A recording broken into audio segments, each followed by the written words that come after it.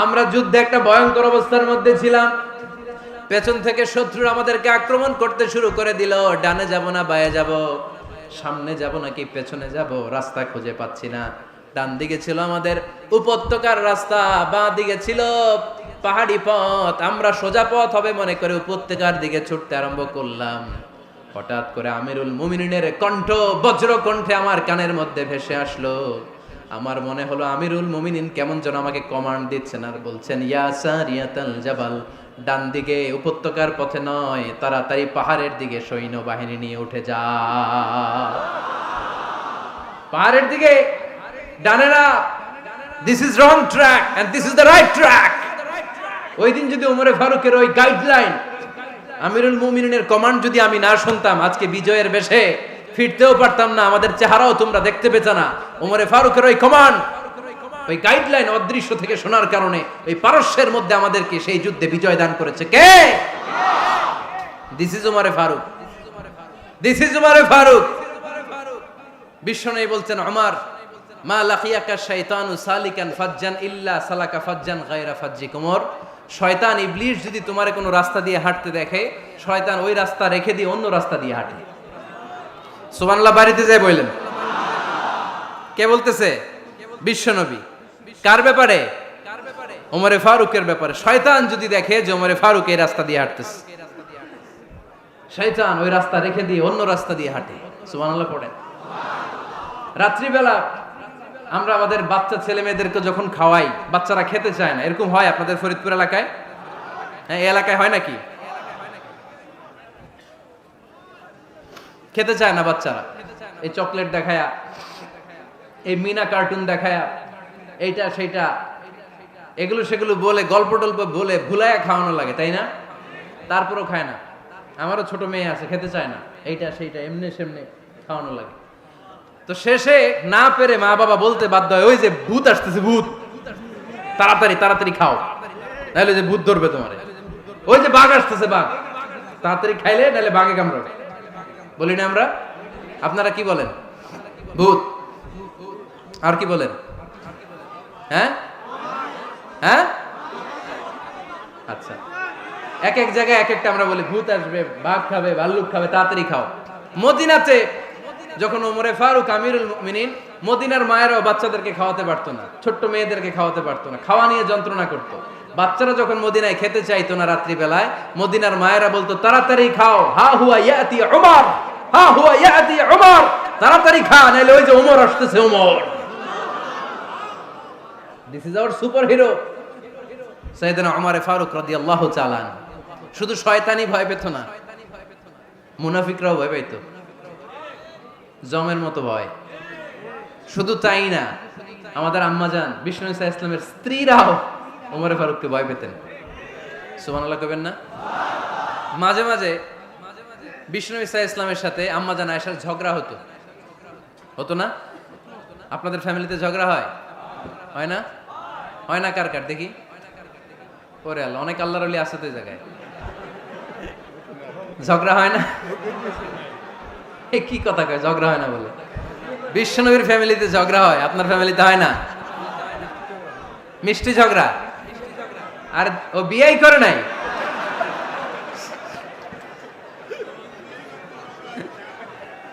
ঝগড়া তো হবেই, দাম্পত্য জীবনের মজাটাই তো এখানে। কখনো ঝগড়া, কখনো আনন্দ, একটু বৃষ্টি, একটু রোদ, একটু হাসি, একটু কান্না, ভালো লাগা, ভালোবাসা শেয়ার করে নেয়া, মিলেমিশে একাকার হয়ে যাওয়া, ঠিক কিনা? তো আল্লাহর হাবিব সাল্লাল্লাহু আলাইহি ওয়াসাল্লামের সাথে আম্মাজান আয়েশার ঝগড়া হতো। তো একদিন ঝগড়া হয়ে দুইজন রেগে আছে। খবরদার, দুইজন রেগে থাকবেন না আবার। একজন রাগলে আরেকজন থেমে যাবেন, কারণ এই ছোট্ট ঝগড়া থেকে এটা অনেক সময় বিচ্ছেদের দিকে গড়ায়। আমার প্রিয় ফরিদপুরবাসী, ভাবি রেগে গেলে আপনি রাইগেন না, ওই দিন আপনি একটু ঠান্ডা থাকেন। আবার আপনি রেগে গেলে, আমার মাইকের আওয়াজ যদি ভাবিরা শুনেন, আপনারা রেগে যায় না, একটু ঠান্ডা থাকবেন। দুইজনে রেগে গেলে তো তৃতীয় বিশ্বযুদ্ধ শুরু হবে, তাই না? একজন রেগে গেলে আরেকজন ঠান্ডা। কারণ এই সামান্য ঝগড়া থেকে ইগোর কারণে এটা বিচ্ছেদ আর ডিভোর্স পর্যন্ত গড়ায়। আর শয়তান এখানে উস্কানি দেয়, কারণ ইমানদারদের ফ্যামিলি ভাঙতে পারলে শয়তান সবচেয়ে বড় খুশি হয়। আর ইমানদারদের ফ্যামিলি টিকে থাকলে খুশি হয়ে যায় কে? আম্মা জান আয়েশা রাদিয়াল্লাহু তাআলা আনহার সাথে বিষ্ণু ইসা ইসলামের ঝগড়া হতো মাঝে মাঝে। তো একবার ঝগড়া হলো, বিষ্ণু ইসা ইসলামের রাগ, আম্মা জান আয়েশাও রাগ। তো বিষ্ণু বললেন, আয়েশা ঝগড়া করে আর কতক্ষণ থাকবো, আসো মিটমাট করি। আয়েশা রাদিয়াল্লাহু বললেন, ঠিক আছে মিটমাট করব। তো বিষ্ণু ইসা ইসলাম বললেন, মিটমাটের জন্য কারে ডাকবো? ওমর রে ডাকি। কয় না, ওমর রে না, ওমর গালিজ, ওমর অনেক রাগে, আমার ডর লাগে। কয় তাহলে তোমার আব্বারে ডাকি। কয় ডাকেন।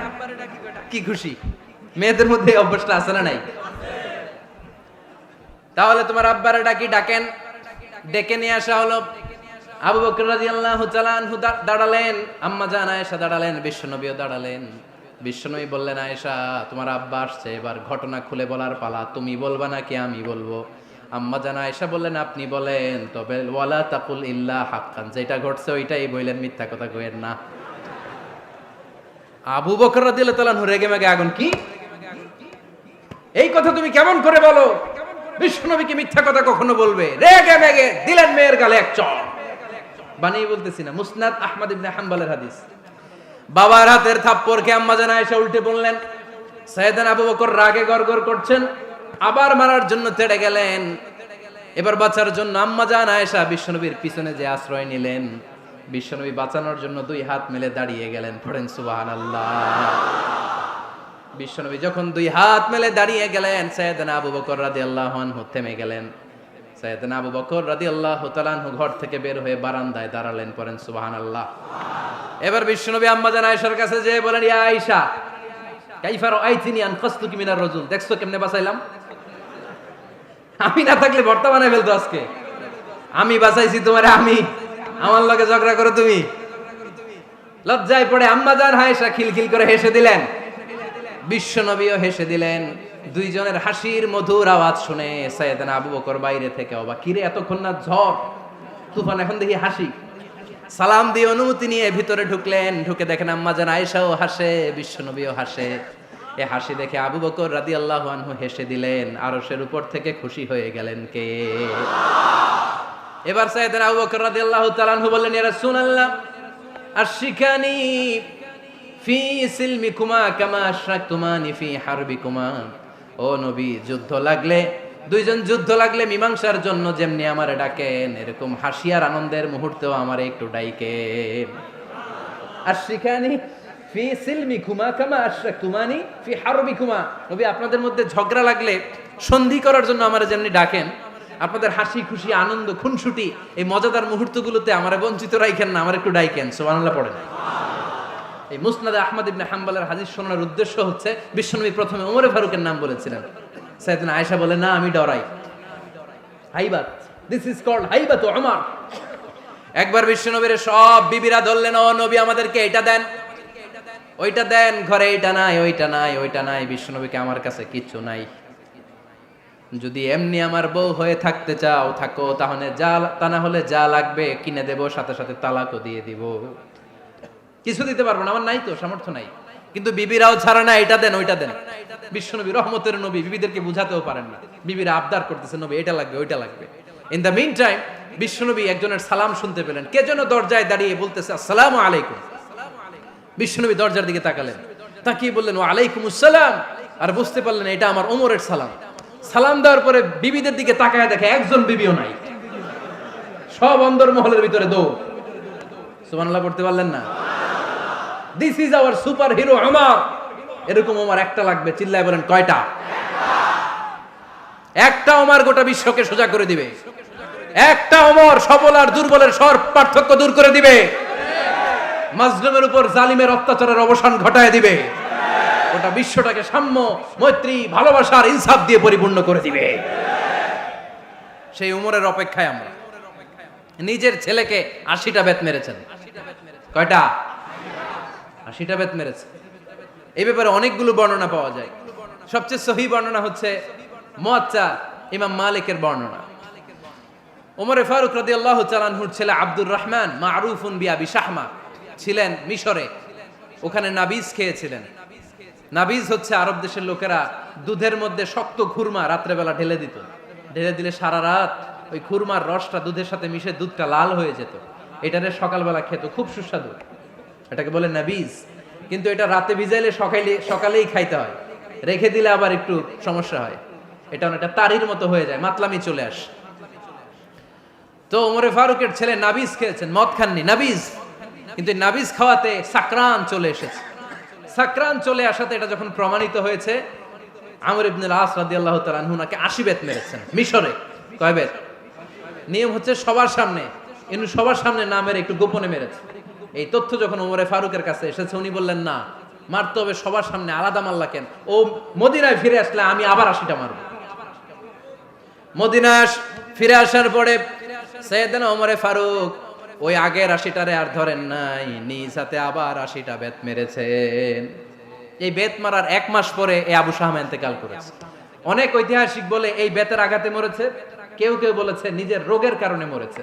কিন্তু দিস ইজ দ্য ইনসাফ সিস্টেম অফ উমর। নিজের ছেলে বলে ছেড়ে দেয় নাই। এখন নিজের ছেলে হইলে 7 খুন মাফ, নেতার ছেলে হইলে 10 খুন মাফ, এলাকার মোড়লের ছেলে হইলে 10 খুন মাফ। নো পার্সিয়ালিটি ইন ইসলাম। ইসলামে পার্সিয়ালিটি নাই। আপনি নেতার ছেলে হন, আপনি বিজনেস ম্যাগনেটের ছেলে হন, আপনি যেই হন না কেন, ইসলামের দৃষ্টিতে সবাই সমান। চিল্লায় বলেন ঠিক কিনা? বানু মখজুমিয়া গোত্রের এক নারী চুরিতে ধরা পড়ল।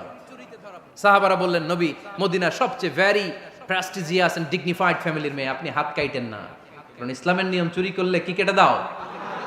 বিশ্বনবী বললেন, বলো কি? হাত না কাটার জন্য তোমরা আমাকে রেকমেন্ড করছো? এটা আল্লাহর আইন, পৃথিবীর কেউ রেকমেন্ড করলো শোনার ক্ষমতা আমার নাই, কারণ আইনটা দিয়েছে কে? আল্লাহ। লাউ কানাত ফাতিমাতু বিনতি মুহাম্মাদিন সারাকাত লাকাতা মুহাম্মাদুন ইয়াদাহা। আরে বনু মাকসুমিয়া মেয়ে তো দূরের কথা, আমার কলিজার টুকরা ফাতেমাও যদি আজ চুরিতে ধরা পড়তো, তার হাত কেটে দিতে আমি 1 মিনিটও দেরি করতাম না। দিস ইজ ইসলাম। এই হচ্ছে ওমরে ফারুকের মানাকিব। এরকম ওমরে ফারুক কয়টা লাগবে? আওয়াজ করে বলতে হবে, কয়টা লাগবে? একটা লাগবে। এই সাইয়েদনা ওমরে ফারুক মদিনার প্রথম চিফ জাস্টিস ছিলেন। সর্বপ্রথম উনার পরামর্শে সাইয়েদনা আবু বকর রাদিয়াল্লাহু তাআলা আনহু কোরআনকে সংকলন করেছেন। আমরা এই যে কোরআন পড়ি 30 পারা, এমদাদিয়া লাইব্রেরির 114টা সূরা, কত সুন্দর সন্নিবেশ করা হয়েছে, এখানে সাজানো হয়েছে। আল্লাহর হাবিব সাল্লাল্লাহু আলাইহি ওয়াসাল্লামের সময় কি এরকম কোরআন ছিল নাকি? ছিল না। খেজুর পাতার মধ্যে, গাছের বাকলের মধ্যে, ওটের বড় হাড্ডির মধ্যে আর পাথরের মধ্যে খোদাই করা কোরআন ছিল। সাইয়েদনা আবু বকরের সময় রাদিয়াল্লাহু তাআলা আনহুর সময় যুদ্ধ হলো, 70 জন হাফেজ সাহাবী ইন্তেকাল করলেন।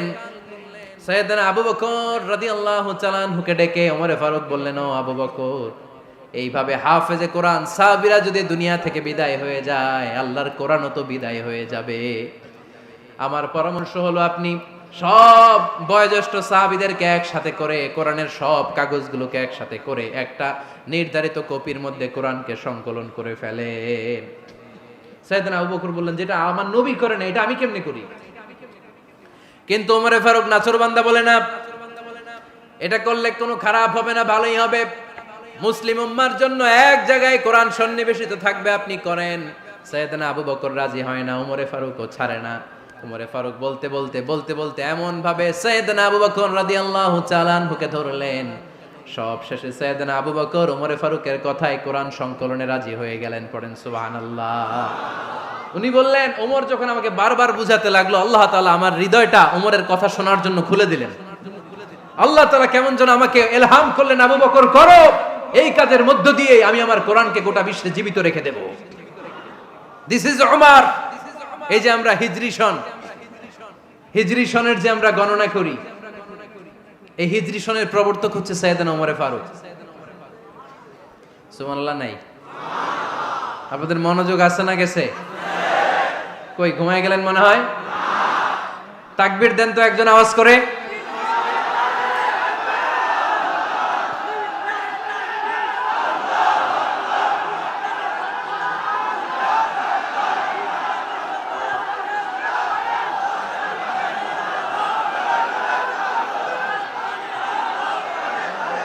মাশাআল্লাহ, মাশাআল্লাহ। বসেন বসেন, এখনই শেষ করে দেব কিছু সময়ের মধ্যে। আমরা একসাথে বিদায় নিব ইনশাআল্লাহ। ওঠা বসা করবেন না, ওঠা বসা করবেন না, বসেন।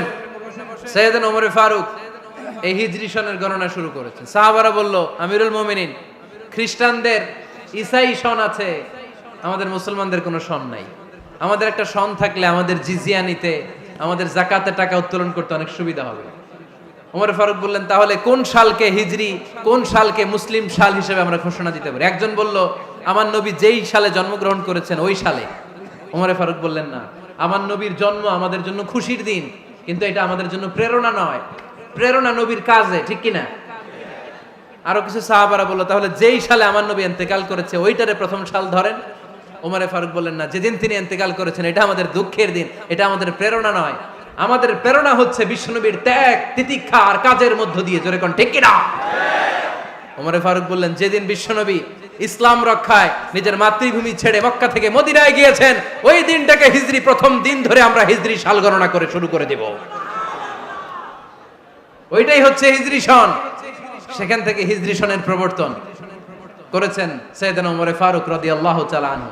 এই যে স্টেট গভর্নমেন্ট, এই যে প্রিজন, জেলখানা, ক্যান্টনমেন্ট, সচিবালয়, গণভবন, বঙ্গভবন, মুক্তিযোদ্ধাদের ভাতা, রাষ্ট্রীয় ভাতা, এই সব নিয়ম কানুন সাইয়েদনা ওমর ফারুক তার রাষ্ট্রীয় আমলে তিনি নিজে করেছেন। চিল্লায় পড়েন আল্লাহু আকবার।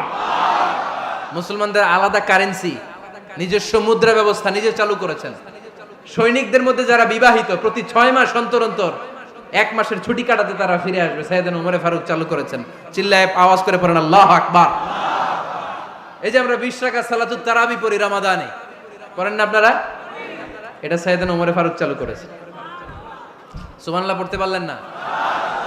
কোরআনে মোট 22টা আয়াত আছে যেখানে সাহাবারা ইনডিসিশনে ভুগছিলেন।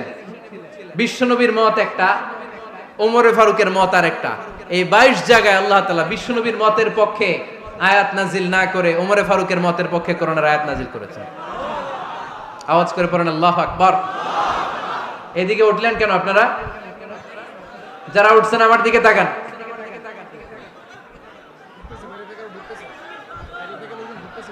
কিছু ভিতরে ঢুকতেছে, কিছু বাইরে দিতেছে না?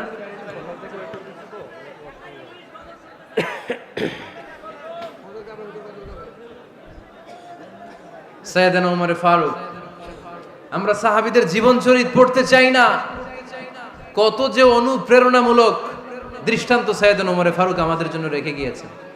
ওমর ফারুক যখন খলিফা, দিনের বেলায় যদি রাষ্ট্রে কোনো নিয়ম জারি করতেন, দিনের বেলায় জনগণকে কোনো বিষয়ে যদি নিষেধ করতেন, রাত্রে বেলায় খাওয়ার সময় ফ্যামিলি মেম্বারদের সবাইকে বলতেন, এই দিনের বেলা আমি জনগণকে এই কাজ করতে নিষেধ করেছি, তোমরা আমার ফ্যামিলি মেম্বার, খবরদার তোমরা এই কাজ করো না। জনগণ করলে যতটুকু শাস্তি, তোরা করলে পাবি ডবল শাস্তি। সুবহানাল্লাহ কইবেন না? আমাদের নেতারা ওই বাড়ির বিচার করে, ওই বাড়ির মাইয়ার বিচার, ওই বাড়ির পোলার বিচার, নিজের পোলা গাঞ্জা টানে, আছে না নাই? নিজের মেয়ে অপরাধ করে, আছে না নাই? কি নেতা ছিলেন ওমর ফারুক! আগে নিজের ঘর সামলিয়েছেন, আগে নিজেকে সামলিয়েছেন, নিজের ঘর ঠিক করেছেন। বলেছেন জনগণ করলে যত ব্যাদ, তোরা করলে ডবল ব্যাদ। দিস ইজ কল লিডার, ঠিক কি না? এক বাবা এসে বললেন, ওমর ফারুক আমার ছেলে কথা শোনে না, বেয়াদব। ওমর ফারুক ছেলেরে ডাকলেন, বাবা তুমি তোমার আব্বাজানের কথা শোনো না, এটা তো কবিরা গুনাহ। ছেলে বলে, ওমর ফারুক সব দায় দায়িত্ব আল্লাহ ছেলে মেয়েদেরকে দিয়েছে, বাবা মাকে কোনো দায়িত্ব দেয় নাই। ওমর ফারুক বললেন, অবশ্যই দায়িত্ব দিয়েছে। তাহলে বলেন আমার বাবার দায়িত্ব কি? উনি বললেন, প্রাইমারিলি প্রথমত 3 দায়িত্ব। আইয়ানতাকিয়া উম্মা, পৃথিবীর প্রতিটি বাবার উচিত ছেলেদের মেয়েদের জন্য ভালো মায়ের ব্যবস্থা করা। 2 নম্বরে আইয়ুহসিনা ইসমা, সুন্দর তার একটা নাম রেখে দেয়া। 3 নাম্বার ইউআল্লিমাহুল কিতাব, তার আল্লাহর কিতাব শিক্ষা দেওয়া। এবার ছেলেকে আমার আব্বা 3টার একটাও করে নাই। এবার ওমর ফারুক রেগে গেলেন, বাবার কাঁধে ধরলেন, বললেন তুই ছেলের জন্য বিচার নিয়ে আসলি, তোর 3টা দায়িত্বের একটাও তুই পালন করিস নাই। ছেলে বলে, আমিরুল মুমিনিন আমার মা নর্তকী, আমার মা মাজুসি, আমার মায়ের মধ্যে কোনো আদব কাদব নাই, সুন্দরী দেখে আমার মারে বাবা বিয়ে করছে, আমার মায়ের কাছ থেকে জীবনে কিছু শিখি নাই। 2 নাম্বার সাম্মানি খানফাসা, আমার বাবা আমার নাম রেখেছে চামচিকা। কি নাম রাখছে? এটা নাম হইলো একটা, এরকম উল্টা পাল্টা নাম আছে না নাই? না, এগুলো রাখবেন না। আব্দুল্লাহ রাখবেন, আব্দুর রহমান রাখবেন। আর একটা কি বলছি আজকে? হুযায়ফা রেখে দিয়েন, পারবেন? ওয়ালাম ইউআল্লিমনি হারফাম মিন কিতাবিল্লাহ, আমিরুল মুমিনিন। শুধু তাই না, আল্লাহর কোরআনের একটা অক্ষর আমার বাবা কোনোদিন আমারে শিক্ষা দেয় নাই। ওমর ফারুক রেগে গেলেন, এবার বাপের কান্দে দইরা মারতে শুরু করলেন। তুই পোলার নামে বিচার নিয়ে আইছিস, তোরে মার দিমু আগে। এরকম নেতার দরকার আছে না নাই? মদিনায় এক লোক তার বউরে রাগের চোটে 100 তালাক দিয়ে ফেলছে। কয় তালাক দেয়ার নিয়ম কয়টা? দিছে কয়টা? এবার স্ত্রী কাঁদতে কাঁদতে এসে বলে, আমিরুল মুমিনিন দেখেন, আমার স্বামী আমারে রেগে মেগে 100 তালাক দিছে। ওমর ফারুক বললেন, দইরা নিয়ে এটারে নিয়ে আসা হলো। ওমর ফারুক বললেন, কয়টা তালাক দিয়েছো? কয় 100টা। কেন দিছো? কয় মাথা গরম আছিল। এরকম আছে না? তালাক দেওয়ার সময় সব তালাক, তুই তালাক, তোর মা তালাক, তোর বোন তালাক, সব তালাক। তালাক দিবে ওয়াইফ রে, দিতেছে সবাই রে। তোমারে ফারুক বললেন, দিবে 3টা, 100টা দিলা কেন?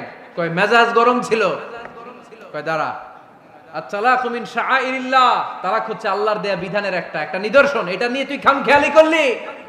আমার রায় শোন, আমার রায় হচ্ছে 3 তালাকে তোর বউ তালাক, বাকি 97 তালাক তোর পিঠের উপরে পড়বে।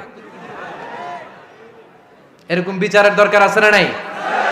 এরকম দৃষ্টান্তমূলক বিচার যদি বাংলার জমিনে দেয়া হতো, আর কোন নারী ধর্ষিতা হতো? আর কোন নারীকে অ্যাসিড মারা হতো? আর কোন নারী যৌতুকের জন্য কান্না করতো? একটা আমল লাগবে, বেশি না। কয়টা লাগবে? তিনি গভর্নর সিস্টেম চালু করেছিলেন, governor system, Islamic state. Bahrain, Yemen, মিসর, কুফা, বসরা, মক্কা, মদিনা, এই 7 জায়গায় 7 জন গভর্নর পাঠিয়েছেন। তাদের থেকে তথ্য নিতেন। এই গভর্নর সিস্টেম উনি বানিয়েছেন। সাইয়েদনা আমর ইবনে আল-আস রাদিয়াল্লাহু তাআলা আনহুকে পাঠিয়েছেন মিশরে। মিশরে একটা দৌড় প্রতিযোগিতা হতো। ওই দৌড় প্রতিযোগিতায় আমর ইবনে আল-আস রাদিয়াল্লাহু তাআলা আনহুর ছেলে অংশগ্রহণ করেছে, কিন্তু এক মিশরি ওই দৌড় প্রতিযোগিতায় চ্যাম্পিয়ন হয়ে গেছে। রানার্স আপ হয়েছে আমর ইবনে আল-আসের ছেলে। এবার মিশরি ফার্স্ট আর গভর্নরের ছেলে সেকেন্ড। রাগের চোটে আমর ইবনে আল-আসের ছেলে ওই মিশরির মাথার মধ্যে কয়েকটা বাড়ি মেরেছে। মিশরি বলে, আমার মারলা কেন? তুমি খেলায় পারো না, আমারে মারলা কেন? কয় আনা ইবনুল আকরামিন, আমি গভর্নরের পোলা, আমি যা বলবো এটাই হবে, আমার উপরে কথা নাই। মিশরি ওইখানে আর ঝগড়া বাঁধায় নাই, মনে দুঃখ নিয়ে মদিনায় চলে আসলেন। এসে বললেন, আমিরুল মুমিনিন, আপনি আমর ইবনুল আস রাদিয়াল্লাহু তাআলা আনহুকে মিশরের গভর্নর বানিয়ে পাঠিয়েছেন। একটা প্রতিযোগিতায় আমি চ্যাম্পিয়ন হয়েছি, ওনার ছেলে হয়েছে রানার আপ। কেন সে চ্যাম্পিয়ন হতে পারে নাই? এই কারণে আমার মাথায় লাঠি দিয়ে 3টা বাড়ি মেরে। বিচারটা দিছে কার দরবারে? কথা বুঝেন নাই বোধহয়? ওমর ফারুকের দরবার। ওমর ফারুক বললেন, তাই আগামী বছরের অমুক তারিখ আমি সব গভর্নরদেরকে ডেকে হিসাব নেই, তো ওই দিন তুই থাকবি, পারবি না? মিশরে বলে, পারবো মানে অবশ্যই পারবো। ওই দিন 7 রাজ্য থেকে 7 গভর্নর হাজির, গভর্নরদের ছেলেরাও হাজির, মিশরীয় হাজির। 7 গভর্নরের কাছ থেকে 7 এলাকার খোঁজ খবর নেয়ার পরে ওমরে ফারুক বললেন, আইনাল মিসরি, মিশরি লোকটা কই, এদিকে আয়। মিশরি সামনে আসার পরে বলল, আমর ইবনুল আস, তুমি মিশরের গভর্নর, তোমার ছেলে সহ তুমি আসো। আমর ইবনুল আস এসে সামনে বসে রইলেন। এবার বললেন, ও আমর ইবনুল আসের ছেলে, তুমি নাকি ইবনুল আকরামিন গভর্নরের ছেলে, তুমি যা বলবা মিশরে নাকি তাই হবে, তোমার নাকি অনেক দাপট। নিজে একটা লাঠি এনে মিশরীর হাতে দিয়ে বলল, এবার তোর মাথায় যতটা মারছে তুই ততটা গুনে গুনে মার, আমি দেখবো। আমর ইবনুল আস দেখবে, আমর ইবনুল আসের ছেলেরে তুই এখানে মার। সে বলতেছে, থাক, আপনি বলছেন এতেই যথেষ্ট, মারা লাগবে না, আমি মাফ করে দিলাম। ওমরে ফারুক বলল, খবরদার, মার, মার ওর মাথার মধ্যে। মিশরি ওমরে ফারুকের ধমক শুনে ভয়ে ভয়ে 3টা বাড়ি মারল। এই বাড়ি মারা দেখেও ওমরে ফারুকের হৃদয় ঠান্ডা হয় নাই। লজ্জায় আমর ইবনুল আস, বয়স হয়ে গিয়েছে, সাহাবা, মাথা তখন টাক, মাথায় চুল নাই, লজ্জায় মাথাটা হেট হয়ে মাথাটা নিচু করে রেখেছে। এবার রাগের চোটে ওমরে ফারুক বললেন, এবার আমর ইবনুল আসের টাক মাথার মধ্যে একটা মার, মার। কেন ছেলেকে শিক্ষা দিতে পারে নাই? ইয়া আমর ইবনুল আস, মাতা জাআলতুমুন নাস আবিদা, তোমরা কখন মিশরীদেরকে নিজেদের দাস বানায় নিলা? ওয়াকাদ ওয়ালাদাতুম উম্মুহুম আহরারা, আর ওদের মায়েরা তো ওদেরকে স্বাধীন সন্তান হিসেবে প্রসব করেছে। মানুষদের উপর ক্ষমতাগিরি করার জন্য গভর্নর পাঠাই নাই। খবরদার, জনগণ তাদেরকে দেখভাল করার জন্য তোমাদেরকে পাঠানো হয়েছে, তাদের উপর কোনো অত্যাচার করার জন্য নয়। চিল্লায় বলেন ঠিক কিনা? এরকম নেতা কয়টা লাগবে? কয়টা? ওই নেতার নাম কি? ওমর। হ্যাঁ, হুয়া ইয়াতি ওমর। 22 জায়গায় বিশ্বনবী কয় একটা, ওমরে ফারুক বলে আর একটা। আল্লাহ বলে, বিশ্বনবী আপনার পক্ষে আমি আয়াত নাজিল করতে পারলাম না, আমি ওমরের পক্ষে নাজিল করে দিলাম। বিশ্বনবী বলতেন, ইন্নালি কুল্লি উম্মাতিন মুহাদ্দাস, সব উম্মতের মধ্যে, সব নবীর উম্মতের মধ্য থেকে একজন করে আল্লাহ তাকে মুহাদ্দিস বানাতো। মুহাদ্দিস না, মুহাদ্দাস। মুহাদ্দাস মানে এমন লোক যিনি যা ভাবতো ওই ভাবনাটাই আল্লাহ আয়াত হিসেবে নাজিল করে দিতেন। বিশ্বনবী বলেন, আমার উম্মতের মধ্যে মুহাদ্দাস হচ্ছে সাইয়েদনা ওমর। মদিনার সবচেয়ে বড় মুনাফিকের নাম আব্দুল্লাহ ইবনে উবাই ইবনে সালুল। সব মুনাফিকদের সরদার, কিন্তু এই মুনাফিকের ছেলেটা হলো পাক্কা ইমানদার। এই ছেলের নাম হলো আব্দুল্লাহ। আওয়াজ করে বলেন, ছেলের নাম কি? আব্দুল্লাহ ইবনে উবাই ইবনে সালুল। মুনাফিক সরদার যখন ইন্তেকাল করলো, সাইয়েদনা আব্দুল্লাহ রাদিয়াল্লাহু তাআলা আনহু বিশ্বনবীর কাছে এসে চোখের পানি ছেড়ে ডেকে বলে, নবী আপনিও জানেন, আমিও জানি, মদিনার সবাই জানে আমার আব্বা মুনাফিকদের সরদার, কিন্তু আমার মন তো মানে না, আমার তো পিতা, আমার তো বাবা লাগে, আমার তো মন মানে না। আপনিও জানেন মুনাফিক, আমিও জানি মুনাফিক। নবী আপনার দরবারে কিছু আমি চাই না, আপনার গায়ের একটা জামা দেন, আপনার জামাটা পরিয়ে আমার বাবারে দাফন দিব। এর উসিলায় যদি আমার আব্বারে আল্লাহ মাফ করে দেয়, দয়ার নবী মায়ের নবী জামা খুলে দিয়ে দিলেন। পড়েন সুবহানাল্লাহ। আব্দুল্লাহ রাদিয়াল্লাহু তাআলা আবার আবদার চললেন, নবী জানি আমার বাবা মুনাফিক, কিন্তু আমার তো বাবা, আপনার দরবারে ফরিয়াদ, আপনি নিজে যে আমার বাবার জানাজার নামাজের ইমামতি করবেন। দয়ার নবী মায়ার নবী জানাজার নামাজে যেতে চাইলেন। ওমরে ফারুক বললেন, নবী না, খবরদার আপনি উবাই ইবনে সালুলের জানাজায় যাবেন না। বিশ্বনবী জোর করে যেতে চাইলেন। সাইয়েদনা ওমরে ফারুক বিশ্বনবীর জামা পেছন থেকে টেনে ধরলেন। আল্লাহু আকবার। টেনে ধরলেন, যাবেন না আপনি। ওমরে ফারুকের হাত থেকে হ্যাচকা টান মেরে জুব্বা টান দিয়ে বিশ্বনবী জানাজায় চলে গেলেন। রব্বুল আলামিন আয়াত নাজিল করলেন, ইস্তাগফির লাহুম আও লা তাস্তাগফির লাহুম ওয়া ইন তাস্তাগফির লাহুম ৭০ মাররাতান ফালান ইয়াগফিরাল্লাহু লাহুম। নবী গো, একবার নয়, দুইবার নয়, ৭০ বারও যদি এই মুনাফিকের জন্য আপনি ক্ষমা চান, তার জন্য ক্ষমা নাই, তার জন্য আছে জাহান্নাম। ওয়ালা তাকুম, আপনি যাবেন না আলা কবরি, কখনো তাদের জানাজায় যাবেন না। এই যে একটা ভুল করে ফেলছেন, এটা এইবারই শেষ, এরপরে আর যাবেন না। সাইয়েদনা ওমরে ফারুকের পক্ষে আল্লাহ তাআলা কোরআনের আয়াত নাজিল করে দিলেন। চিল্লায় পড়েন আল্লাহু আকবার। এভাবে 22টা জায়গায় ওমরে ফারুক যা বলেছে, এটা নিয়ে একটা আলাদা আলোচনা হইতে হবে, আলাদা একটা আলোচনা লাগবে যে 22টা আয়াতে আল্লাহ তাআলা বিশ্বনবীর পক্ষে কোরআনের আয়াত নাজিল না করে সাইয়েদনা ওমরে ফারুকের পক্ষে আয়াত নাজিল করেছেন। চিল্লায় পড়েন সুবহানাল্লাহ। ওই ওমরে ফারুককে আমাদের মডেল বানানোর দরকার আছে না নাই? ওই ওমরে ফারুকের জীবনী আমাদের ছেলে মেয়েদেরকে পড়ানোর দরকার আছে না নাই? আমাদের ভবিষ্যৎ প্রজন্ম এগুলো জানে না।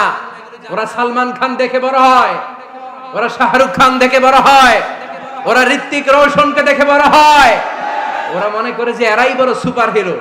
আমাদের যে কত বড় সুপার হিরো আছে এরা জানেই না। নতুন প্রজন্মের কর্ণকোহরে সাইয়েদনা ওমরে ফারুকের ইতিহাস পৌঁছে দেওয়ার দরকার আছে না নাই? ওমরে ফারুকের ইন্তেকালের ঘটনাটা বলেই আমরা মুনাজাতের দিকে যাব। শুনবেন? শুনতে চান? উনি স্বপ্নে দেখলেন একটা লাল মোরগ ওনাকে 3টা ঠোকর মেরেছে। কয়টা? উনি জুমার নামাজে, জিলহজ মাসের শেষ সপ্তাহে জুমার নামাজে বললেন যে একটা লাল মোরগ 3টা ঠোকর মেরেছে। মুগীরা ইবনে শুবা রাদিয়াল্লাহু তাআলা আনহুর দাস আবু লুলু আল মাজুসি, এই লোকটা খঞ্জর বানাতে পারতো। মুগীরা রাদিয়াল্লাহু তাআলা আনহুর দাস। মুগীরা প্রতিদিন 4 দিরহাম করে চার্জ করতো, যেহেতু দাস। সে এসে বিচার দিল, আমিরুল মুমিনিন, মুগীরা আমার থেকে বেশি টাকা চায়, জুলুম করে। ওমরে ফারুক বললেন, তাই? তুমি কি কাজ জানো? বলে, আমি খঞ্জর বানাতে জানি। বাড়ি কই? পারস্য। আরে তুমি খঞ্জর বানাতে জানলে তো 4 দিরহাম অনেক কম, সে তো আরো বেশি টাকা নেওয়া দরকার ছিল তোমার থেকে। আবু লুলুর এই কথা পছন্দ হয় নাই। সে কয়, ওমর তুমি সবারে দয়া দেখাও, আর আমার ক্ষেত্রে কঠিন নিয়ম বানাইলা, দাঁড়াও এই নিয়ম তোমারে আমি দেখাবো। এই রাগে সে বাড়িতে যে একটা খঞ্জর বানালো। কি বানালো? খঞ্জর চিনেন? ছোট্ট ছুরি। কিছুদিন আগে ওমানের সুলতান কাবুস ইন্তেকাল করেছে, জানেন আপনারা? ওনার এই কোমরের মধ্যে খঞ্জর থাকতো, ছবিতে দেখছেন? আরব শায়েখ যারা সুলতান আমির, কোমরে কি থাকে? ছোরা থাকে, খঞ্জর।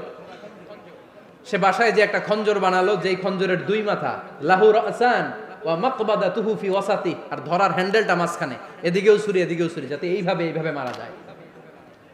সে ধার দিতে লাগলো আর বলল, ওমর দাঁড়াও, তোমারে আমি দেখাবো। ওমরে ফারুক মসজিদে নববীর ইমাম, ফজরের নামাজের সময় এ আবু লুলু আল মাজুসি বুরনুস পরে, চাদর পরে, লুকিয়ে লুকিয়ে, সে অগ্নি উপাসক, মুমিন নয়। ওমরে ফারুককে অ্যাটাক করার জন্য গেলেন মসজিদে নববীতে। ওয়াকানু ইউসাল্লুনা বিগালাস, তখন ওনারা অন্ধকারে নামাজ পড়তো। নামাজের সময় যখন হলো, লুকিয়ে লুকিয়ে প্রথম কাতারে ওমরে ফারুকের পিছনে মুয়াজ্জিনের পাশেই দাঁড়ালেন, হাতে খঞ্জর। একামত হলো, ওমরে ফারুক সালাত শুরু করলেন, ফজরের সালাত, আল্লাহু আকবার। নামাজ শুরু করলেন, সূরা ফাতিহা বললেন। আরেকটা সূরা যখন পড়তে যাবেন, in the meantime Abu Lulu এই খঞ্জর নিয়ে ওমরে ফারুকের বুকের মধ্যে 3টা স্টেবিং করলেন। একটা মারলেন নাভির নিচে, মারার সাথে সাথে পাকস্থলী কেটে গেল। আরেকটা মারলেন পাজরে, পাজর ছিঁড়ে গেল। 3টা মারার পরে ওমরে ফারুক বললেন, কাতালানি আল কালব, এক কুকুর আমাকে মেরে ফেলেছে। পেছন থেকে এক সাহাবীকে টান মেরে সামনের দিকে নিয়ে গেলেন, তুমি নামাজের ইমামতি করাও। আর ওমরে ফারুককে বাকিরা ধরাধরি করে পেছনে নিতে আরম্ভ করলেন। আর এই আত্মাই আক্রমণ যে করেছে, সে কাতারের মাঝখান দিয়ে যেতে আরম্ভ করলো আর দুই দিকে ছুরি মারতে আরম্ভ করলো। 13 জন সাহাবীর গায়ে ছুরি মেরেছে, 7 জন সাহাবা স্পট ডেথ, জায়গায় মৃত্যু। এই ভয়ঙ্কর অবস্থা দেখে এক সাহাবী বুরনুস, এক ধরনের জুব্বা আছে মাথাওয়ালা, অনেকে জ্যাকেট পরছেন না এরকম মাথাওয়ালা, লম্বা জুব্বা আছে, আরবরা শীতে পরে মাথাওয়ালা। এই মাথাওয়ালা জুব্বা বের করে এক সাহাবী জালের মতো তার দিকে উড়ায় মারল। ওই বুরনুসের মধ্যে পেঁচিয়ে আবু লুলু মাটিতে পড়ে গেল আর সুইসাইড করে ফেললো, নিজের বুকে নিজে মেরে আত্মহত্যা। যেই সাহাবীকে ইমামতির জন্য দাঁড় করালেন, উনি ছোট্ট সূরা দিয়ে, প্রথম রাকাতে সূরা আল কাউসার, দ্বিতীয় রাকাতে সূরাতুল ইখলাস দিয়ে নামাজ শেষ। ওমরে ফারুক বেহুশ। ওমরে ফারুক কি? হ্যাঁ, বেহুশ। সবাই কান্নাকাটি করতেছে, সবাই দেখতে গেলেন, এখন হুঁশ ফিরে না। মুখের মধ্যে, মুখ খুলে রাষ্ট্রের চিকিৎসক মুখের মধ্যে দুধ দিলেন, ওই নাভি দিয়ে দুধ বের হয়ে যায়, পাকস্থলী কেটে ওখান দিয়ে দুধ বের হয়ে যাচ্ছে। তারা বললো, ওনারে বাঁচানো সম্ভব না, দেখেন হুঁশ ফিরে কিনা। হুঁশ ফিরলে ওনার পরে কে আমির হবে, উনি যেন প্যানেল ঠিক করে দিয়ে যায়। সবাই তাকিয়েছে ওমরে ফারুকের চোখের দিকে। আল্লাহর মেহেরবানিতে ঘন্টা খানিক পরে উনি চোখ খুললেন। চোখ খোলার পরেই বলেন নাই, ও মা আমি মরে যাই। চোখ খোলার পরে উনি বলেন নাই, কে মারলো আমারে। চোখ খোলার পরে উনি বলেন নাই, আমার পরে নেতা কে হবে। চোখ খোলার পরে সর্বপ্রথম কথাটি ছিল, আসল্লান নাস, আমার নেতৃত্বে যে ফজরের নামাজটা শুরু হয়েছিল, এটাকে ঠিকমতো তোরা পড়েছিলি? আমার নেতৃত্বে যে ফজরের জামাত শুরু হয়েছিল, সেটা ঠিকঠাক মতো সমাপ্ত হয়েছিল কিনা আগে বল। আসল্লান নাস, নামাজটা হয়েছে কিনা বল। সুবহানাল্লাহ কইতে পারলেন না? This is Omar, hour super hero. নেতা অনেকগুলো লাগে না, এরকম নেতা একটাই যথেষ্ট, যে গোটা বিশ্বকে কাঁপায় দিতে পারে। চিল্লায় বলো ঠিক কিনা? আমরা চাই আমাদের ছেলেগুলো ওমরে ফারুকের মতো বড় হোক। আমরা চাই আমাদের ছেলে মেয়েগুলো খাব্বাব, খুবাইব, সাইয়েদনা আলী, উসমান, আবু বকর রাদিয়াল্লাহু তাআলা আনহুর অনুসরণে বড় হোক, ঠিক কিনা? আমরা একটা ওমর চাই, যিনি আমাদেরকে সালাতের শিক্ষা দিয়ে গিয়েছেন, ইন্তেকালের আগে বলেছেন সাল্লান নাস। এজন্য আমরা যেন নামাজ কখনো নষ্ট না করি। আল্লাহর জমিনে দিন বাস্তবায়ন আসাদ্দুহুম ফি আমরিল্লাহি ওমর। ওমর রাদিয়াল্লাহু তাআলা আনহুর মতো এত কঠোর কেউ ছিলেন না। তাই দিন বাস্তবায়নে আমরা যেন কাউরে ছাড় না দেই। সবার আগে আল্লাহর দিন, সবার আগে আল্লাহর কোরআন, সবার আগে আমার ইসলাম, ঠিক কিনা? চাইলেই কেউ এদেশ থেকে ইসলামরে মিটাই দিতে পারবে না। যে দেশে আল্লাহু আকবার ধ্বনির সাথে সাথে সূর্য উঠে যায়, আল্লাহু আকবার ধ্বনির সাথে সাথে সূর্য ডুবে যায়, সে দেশে আর কিছু থাকবে না থাক, আমার ইসলাম থাকবেই। আর কিছু থাকবে না থাক, আমার কোরআন থাকবেই। সে ইসলামের সাথে থাকতে রাজি আছেন তো? কোরআনের সাথে থাকতে রাজি আছেন তো?